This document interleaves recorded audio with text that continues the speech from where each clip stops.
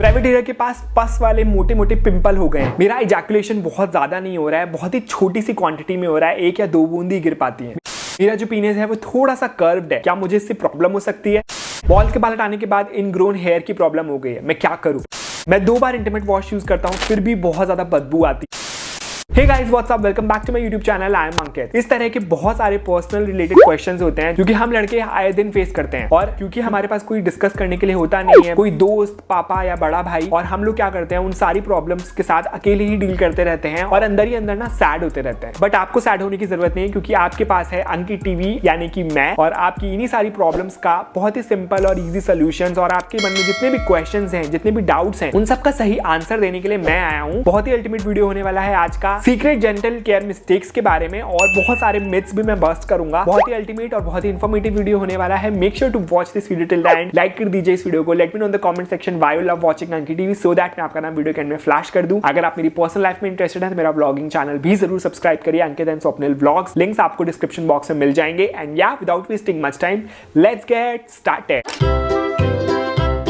जैसे हमारे फेस पे पिंपल होते हैं, एक्ने होते हैं, सेम वैसे ही हमारे प्राइवेट पार्ट के पास भी हो जाते हैं। कई बार वो इतना ज्यादा बड़ा हो जाता है कि उसमें पस भी पड़ जाता है और बहुत ज्यादा पेनफुल होता है। तो वो क्यों होता है? इसका सबसे बड़ा रीजन ये है कि आप साफ सफाई नहीं रखते हो अपने प्राइवेट एरिया के पास। जैसे हमारे फेस पे पोर्स जो होते हैं वो क्लोज हो जाते हैं तो हमें पिंपल हो जाता है, वैसे ही प्राइवेट एरिया के पास भी जो पोर्स हैं, वहां पे भी पोर्स होते हैं छोटे छोटे, वो क्लोज हो जाते हैं, जिसकी वजह से वहां पे भी गंदगी जो होती है ना, वो पिंपल के थ्रू निकल आती है, या एक्ने वहां पे भी हो जाता है। तो इसका सबसे बड़ा रीजन ये है कि आप ना ल्यूब यूज करते हो, ऐसा चिपचिपा सा ल्यूब जो कि आप धोते नहीं हो, या फिर लगाने के बाद आपको ऐसा लगता है कि मैं कल सुबह धो लूंगा, बट तब तक वो आपके पोर्स को क्लोज कर चुका होता है। इसके साथ साथ दूसरा सबसे बड़ा रीजन ये भी है कि आपने जैसे कॉन्डम यूज किया हुआ है, उसका भी जो ल्यूब होता है वो आपके प्राइवेट एरिया के ऊपर रख जाता है, बट वो आप निकालने के बाद धोते नहीं हो उसको प्रॉपर्ली। इसके साथ साथ एक सबसे बड़ा रीजन ये भी है गंदगी, जैसे कि जब कभी भी हम टॉयलेट करते हैं तो 2 या 3 बूंद हमारे प्राइवेट एरिया पे रह जाती है, तो वो भी अगर आपने क्लीन नहीं किया गर्म पानी से या टॉवल से या टिश्यू पेपर से, तो वो भी रह जाती है, जिसकी वजह से बदबू और इन्फेक्शन हो सकता है। इसके साथ साथ मास्टरबेट करते हो, मास्टरबेट करने के बाद भी आपके सीमेन की 2-3 बूंदे रह जाती हैं आपके टिप पे, वो भी आप क्लीन नहीं करते हो, जिसकी वजह से भी बदबू, इन्फेक्शन और ये सारी प्रॉब्लम्स हो जाती हैं।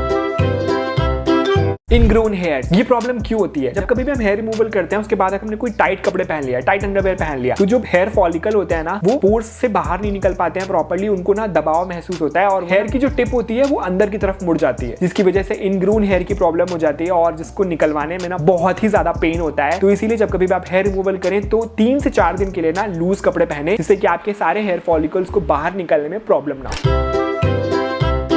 How to wash your private part and butt area. सबसे पहले तो आपको वार्म वाटर से प्राइवेट पार्ट वॉश करने चाहिए। अब इतना ज्यादा गर्म भी नहीं होना चाहिए कि आप सह ना पाओ, ल्यूक वार्म वाटर भी काफी है। इसके अलावा अनसेंटेड जो इंटीमेट वॉशेस होते हैं वो आपको डेफिनेटली यूज करने चाहिए। मैं कुछ अपने पर्सनल फेवरेट इंटीमेट वॉशेस के लिंक डिस्क्रिप्शन बॉक्स में डाल दूंगा, आप चेकआउट कर सकते हो। इसके साथ साथ जो सही तरीका होता है वो ये होता है, थोड़ा सा इंटीमेट वॉश लेकर के अपने बॉल्स एरिया को अच्छे से धो। 2 बॉल्स की जो बीच का एरिया होता है ना, वहां पे भी अच्छे से आपको धोना चाहिए, क्योंकि मैक्सिमम गंदगी वहां पे भी जमा रहती है। आपका जो पीनेस का टिप होता है उसको आपको बाहर की तरफ पुल करना है, अंदर की तरफ थोड़ा सा इंटीमेट वॉश लगाना है, पानी से रिंस करना है, and then pull back your skin. इसके साथ साथ बट एरिया को भी आपको बिल्कुल भी स्किप नहीं करना है। बट क्रैक का जो एरिया है वहां पे आपको ऊपर से अच्छे से क्लीन करना है, सो दैट की बदबू और गंदगी ये सारी आपके प्राइवेट पार्ट से दूर रहे।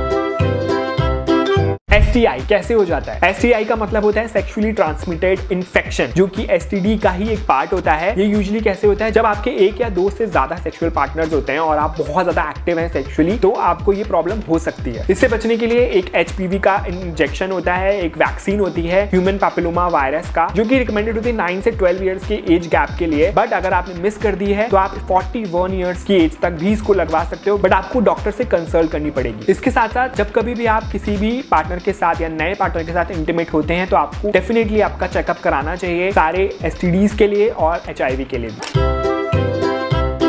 अब बहुत सारे लोग ये कहते हैं कि मैं तो इतने सालों से एक्टिव हूँ सेक्सुअली, बट मुझे कोई भी प्रॉब्लम नहीं हुई है, तो मुझे चेकअप की जरूरत नहीं है। बहुत सारी जो STDs होती है ना, उनमें सिम्टम्स विजिबल नहीं होते हैं या फिर वो उभर के नहीं आते हैं टाइम पे, तो आपको ऐसा लगता है कि आप इन्फेक्टेड नहीं हो, बट अंदर ही अंदर आप इन्फेक्टेड हो, और जैसे ही आप किसी दूसरे पार्टनर के साथ सेक्सुअली इंटरकोर्स करते हो उनको भी वो आप बीमारी दे रहे हो। तो ये एक तरह से हर जगह फैलती चली जाएगी। तो इसलिए जब कभी भी आप इंटीमेट हो किसी भी पार्टनर के साथ, आपको डेफिनेटली चेकअप कराना ही चाहिए, सो दैट कि आप भी क्योर रहें और आपका पार्टनर भी क्योर है।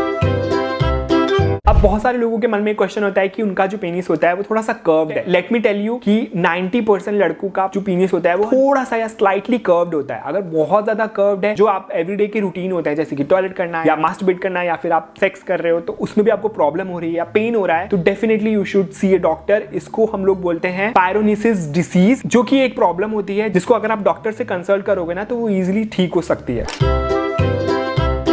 यूज इट और लूज इट, इसका मतलब क्या होता है? बहुत सारे लोग ये कहते हैं कि अगर हम रेगुलर सेक्स नहीं करेंगे या फिर हमने बहुत टाइम का गैप ले लिया तो हमारे अंदर की जो सेक्स ड्राइव होती है वो धीरे धीरे खत्म हो जाती है और हम कभी भी फिर सेक्स नहीं कर सकते। क्या ये सही है? तो लेट मी टेल यू, ऐसा कुछ भी साइंटिफिक रिजल्ट नहीं मिले हैं कि अगर आपने बहुत टाइम तक सेक्स नहीं किया तो आपकी सेक्स ड्राइव खत्म हो सकती है या फिर आप वापस कभी नहीं कर पाओगे। हाँ, इसको एक सिंपल तरीके से हम लोग जोड़ते हैं। अगर आप कोई गाड़ी खरीदते हो, उसको आप रेगुलरली नहीं चला रहे हो, बहुत टाइम तक आपने बंद करके रखी है, तो डेफिनेटली जब आप 3 या 4 महीने के बाद उसको ट्राई करोगे स्टार्ट करने की, तो उसको थोड़ा सा आपको एफर्ट डालना पड़ेगा। वही चीज आपकी बॉडी के साथ भी होती है। अगर आपने उसको बहुत टाइम तक यूज नहीं किया, आप सेक्सुअली एक्टिव नहीं हो, तो जब आप 3 या 4 महीने के बाद ट्राई करोगे तो आपको थोड़ी सी प्रॉब्लम जरूर हो सकती है। अगर आप रेगुलरली करते चले जाते हो तो आपके अंदर जो सेक्स ड्राइव है वो धीरे धीरे बूस्ट होती ही रहती है, एक्टिव रहती है। थोड़ा बहुत फर्क पड़ता है, बट हाँ, ऐसा कोई साइंटिफिक प्रूवन रिजल्ट हमें नहीं मिले हैं अभी तक। टू मच और टू लिटिल इजैकुलेशन, अगर आप नोटिस कर रहे हो कि आपका इजैकुलेशन बहुत ज्यादा कम हो रहा है, जो नॉर्मल होता था उससे तो बहुत ही कम हो रहा है, तो उसको हम लोग बोलते हैं PEVR, perceived ejaculation volume reduction. ये यूजुअली होता है डिप्रेशन की वजह से, डायबिटीज की वजह से, स्ट्रेस बहुत ज्यादा ले रहे हो या फिर आप किसी हैवी मेडिकेशन में हो जिसके कुछ साइड इफेक्ट्स आपको पड़ रहे हैं। ऐसा अगर आपको हो रहा है तो डेफिनेटली आपको डॉक्टर से चेकअप कराना चाहिए। घर पे कोई भी होम रेमेडीज मत करना, वरना बहुत सारी प्रॉब्लम हो सकती है। सो गाइस, ये थे कुछ ऐसी मिस्टेक्स, कुछ ऐसे मिथ्स जो कि हम लड़कों के मन में होते हैं और हम लोग ना किसी से भी शेयर नहीं कर पाते हैं, जिसकी वजह से हम अंदर ही अंदर परेशान होते रहते हैं। बट आप लोगों के लिए मैं हूं एज ए दोस्त, एज ए बड़ा भाई। आप जो भी मुझे समझना चाहते हो समझ सकते हो। मैं सारी प्रॉब्लम्स के सोल्यूशन आपके साथ शेयर करता हूं बहुत ही इजीली और बहुत ही सिंपल तरीके से। बट आपको मुझे सपोर्ट करने के लिए इस चैनल को सब्सक्राइब करना बनता है। अंकित टीवी को सब्सक्राइब करो, बेल नोटिफिकेशन प्रेस करो, जिससे कि मैं ऐसे ही इंफॉर्मेटिव वीडियोस आप लोगों के लिए लेके आता रहूं। So that's it for today's video. अगर आपको वीडियो अच्छा लगा तो इस वीडियो को लाइक कर दीजिए, subscribe to my channel, press the bell notification, and I will see you in my next video. Till then, bye.